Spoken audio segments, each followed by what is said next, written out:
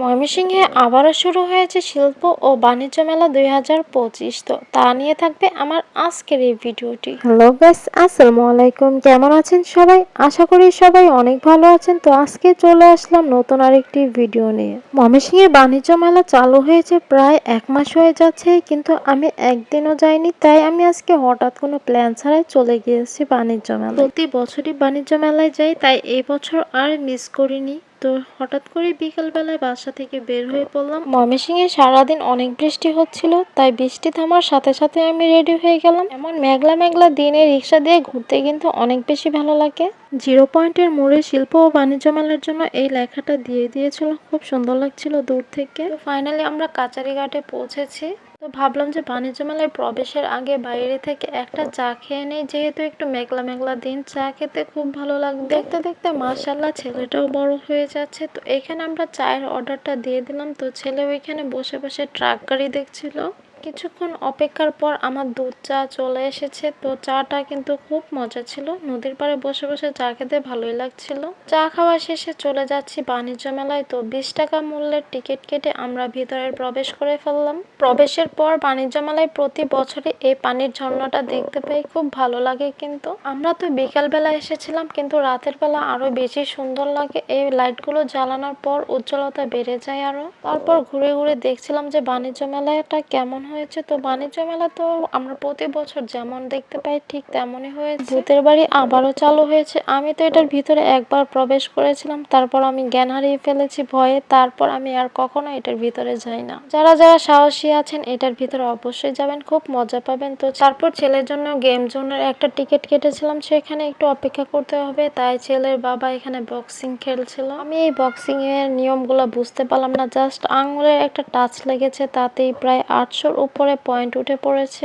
এগুলো কিন্তু তাদের একটা পয়েন্ট দেওয়া থাকে, এর বেশি উঠে না, কিন্তু অবশ্যই খেয়াল করবেন। তো ছেলেকে নিয়ে খেলার এই জোনে চলে আসলাম। এখানে কিন্তু অনেক বাচ্চারা খেলাধুলা করে। তো আপনার বাচ্চাকে বলবেন অবশ্যই সাবধানে খেলাধুলা করার জন্য, কারণ একজন আরেকজনের উপর পড়ে গেলে কিন্তু অনেক বেশি ব্যথা পাবে। ছেলে তো ভিতরে প্রবেশ করার সাথে সাথে একদম লাফালাফি শুরু করে। তো আমি কিন্তু বাইরে অপেক্ষা করছিলাম। এর মাঝে আবার 1-2 ফোঁটা করে বৃষ্টি পড়ছিল। আর এই গেম জোনের এরিয়াটা কিন্তু বিশাল বড় ছিল, দেখতেও কিন্তু অনেক বেশি সুন্দর, কালারফুল, বাচ্চাদের জন্য অনেক বেশি ভালো এটা। অনেকক্ষণ সময় পর্যন্ত কিন্তু এখানে বাচ্চারা খেলতে পারে। তো এটা কিন্তু অনেক বেশি ভালো লাগে, আর বাচ্চাদের জন্য কিন্তু আমাদের ঘোরাফেরাটা হয়। আকাশের কালারটা তো দেখতে পারছেন, কি মেঘ জমে আছে আকাশের মধ্যে। তো মনে হচ্ছে এখনই বৃষ্টি। এই বছর তো বাণিজ্য মেলায় মাত্র একদিন গেলাম, বিশ্বাস করেন বাণিজ্য মেলায় একদমই ভালো লাগেনি, অনেক বেশি বোরিং লাগছিল বাণিজ্য মেলায়। মেলায় ঘুরে ঘুরে দেখলাম অনেকগুলো দোকান বসেনি, অনেকগুলো দোকান খালি পড়ে রয়েছে। তো এখানে ছেলেকে একটি দোকানে নিয়ে আসলাম খেলনা কিনে দেওয়ার জন্য। অন্য সাইডে কসমেটিক্স আইটেম গুলো দেখলাম, এগুলো অনেক বেশি পুরনো হয়ে গেছে, এগুলো আর দেখতে দেখতে ভালো লাগে না। তারপর চিন্তা করলাম একটা রাইডে উঠি। তো ছেলেকে নিয়ে এই রাইডটাতে উঠে পড়লাম। আমার একদমই ভালো লাগছিল না, কিন্তু ছেলেকে আবার একা একা ছাড়াও যায় না, তাই আমি তার সাথে উঠে পড়লাম। এখানে আরেকটা বাচ্চা ছিল আমাদের পিছনে পড়েছিল, যে তাকে কিছু কিনে দেওয়ার জন্য। তারপর তাকে একটি বার্গার কিনে দিয়ে, এখানে অনেক আইটেম ছিল।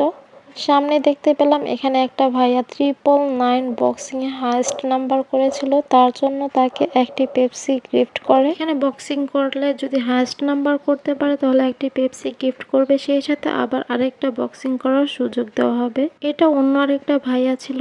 তো সে ছবি তোলার জন্য একটা পেপসি হাতে নিয়ে ছবি তুলছিল, যে সে জিতেছে। খুব মজা লাগছিল। তো এখানে আরেকটি দোকানে দেখলাম যে অনেকগুলো ইলেকট্রিক্স আইটেম বিক্রি করছে। তো আমার কাছে ভালো লাগছিল না, তাই বাইরে চলে আসলাম। কিছু খাওয়া হয়নি, তাই ভাবলাম যে হিমওয়াটার সামনে গিয়ে সেই টি বাইটস থেকে 1 কাপ চা খেয়ে আসি। বাণিজ্য মেলা থেকে ঘর সাজানোর জন্য একটা বাবুই পাখির বাসা কিনে নিলাম এবং ছেলের জন্য কিছু খেলনা কিনে নিয়ে এলাম। আমরা প্রায় সন্ধ্যার সময় টি বাইটে এসেছি। তো এসে আগে 2টা মালাই চা এবং সেই সাথে 2টা পোড়া রুটি অর্ডার করেছিলাম। তো আমাদের যখন রুটিটা দেওয়া হয় তখন একদম আগুন আগুন ছিল। আমার আজকের ভিডিওটি এ পর্যন্ত।